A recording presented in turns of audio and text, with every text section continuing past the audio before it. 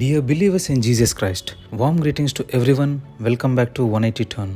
క్రితం వీడియోలో మత్తయి సువార్త 6వ అధ్యాయం 19 నుంచి 24 వచనాలు మనం అధ్యయనం చేశాం. ఇంకా ఆ వీడియో చూడని వాళ్ళు ఎవరైనా ఉంటే వెళ్ళి చూడవలసిందిగా ప్రేమతో కోరుతున్నాను. ఈ వీడియోలో మనం 25వ వచనం నుంచి ప్రారంభిద్దాం. Before we begin, I have a small request. While watching this video, please keep your Bible open and follow along with the verses for better understanding. 25వ వచనంలో ఇలా రాయబడి ఉంది, అందువలన నేను మీతో చెప్పున్నది ఏమనగా, ఏమి తిందుమో ఏమి త్రాగుదుమో అని మీ ప్రాణమును గూర్చి గాని, ఏమి ధరించుకుందుమో అని మీ దేహమును గూర్చి గాని చింతింపగొడి. ఆహారము కంటే ప్రాణమును, వస్త్రము కంటే దేహమును గొప్పవి కావా?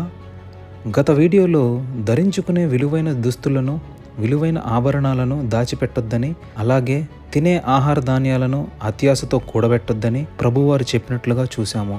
కొండ మీద ప్రసంగం చేసే సమయంలో ఇలాంటి బోధ విన్న అక్కడి ప్రజలు బహుశా వారి ముఖాలలో ఒక ఆందోళన వ్యక్తపరిచి ఉంటారు. తినేవాటి గురించి, ధరించే వాటి గురించి మనం ఆలోచించకూడదా అని. అందుకే ప్రభువారు ఈ విధంగా భరోసా ఇచ్చారు. ఏమి తిందుమో ఏమి త్రాగుదుమో అని మీ ప్రాణమును గూర్చి గాని, ఏమి ధరించుకుందుమో అని మీ దేహమును గూర్చి గాని చింతించకండి. ఆకాశ పక్షులను చూడుడి, అవి విత్తవు, కోయవు, కొట్లలో కూర్చుకొనవు, అయినను మీ పరలోకపు తండ్రి వాటిని పోషించుచున్నాడు.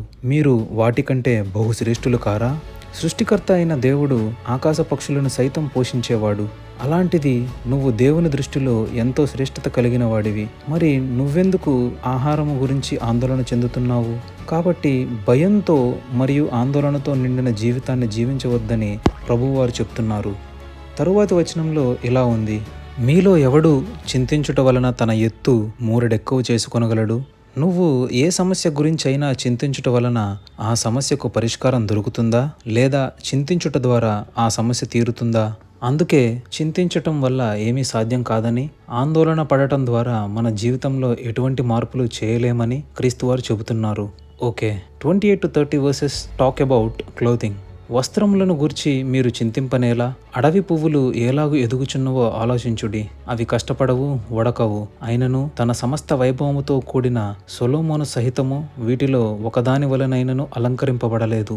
నేడుండి రేపు పోయిలో వేయబడు అడవి గడ్డిని దేవుడు ఇలాగు అలంకరించిన ఎడల అల్ప విశ్వాసులారా, మీకు మరి నిశ్చయముగా వస్త్రములు ధరింపజేయును కదా. ఇక్కడ లిల్లీస్ అనే పువ్వులను మరియు అడవి గడ్డిని ఉపయోగించి పోలిక రూపంలో ప్రభువారు మాట్లాడుతున్నారు. పువ్వులు, అడవిగడ్డి ఇలాంటి వాటి జీవితం తాత్కాలికమైనది.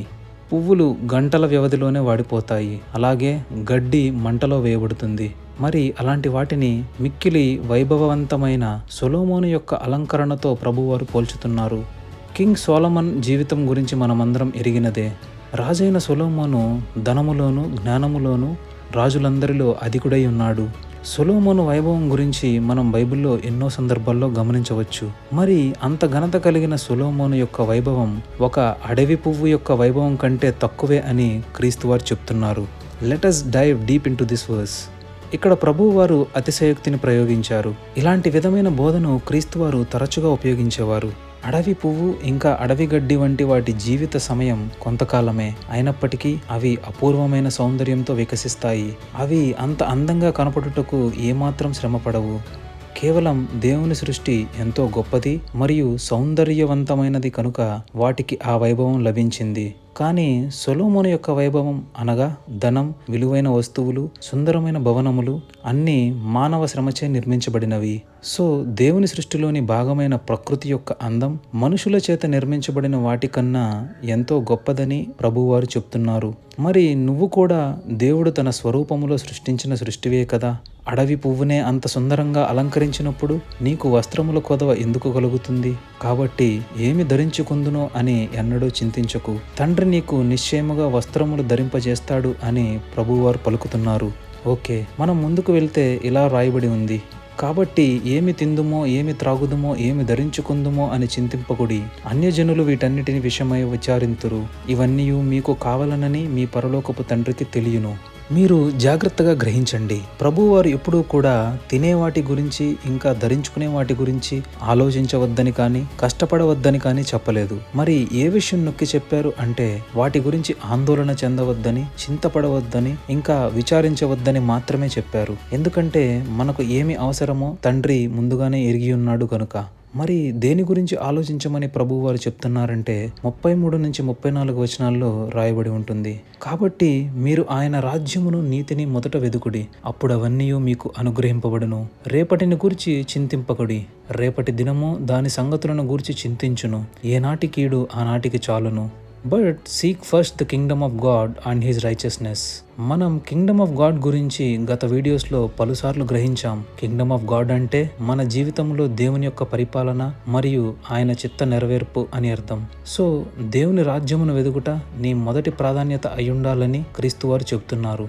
ఈ వాక్య పఠనం ద్వారా మనం నేర్చుకోవాల్సిన విషయం, ఏమి తినాలో, ఏమి తాగాలో, ఏమి ధరించుకోవాలో అని విచారించుట వలన నీకు ఎటువంటి ప్రయోజనమూ లేదు. చింతించుట వలన నువ్వు దేనిని మార్చలేవు. బదులుగా దేవుని రాజ్యము కొరకు నువ్వు ప్రయాసపడు, అప్పుడు అవన్నీ నీకు తండ్రి చేత సమకూర్చబడతాయి. After watching this video, I encourage you to read from verse 25 to verse 34 of this chapter. If you have any doubts or suggestions, we can discuss in the comment section. We will meet in the next video. Until then, remember 3 things. Have 100% faith in Yahweh, never cease to pray and walk in repentance way. మన ప్రభు అయిన యేసుక్రీస్తు కృప మీకు తోడై ఉండునుగాక. Amen.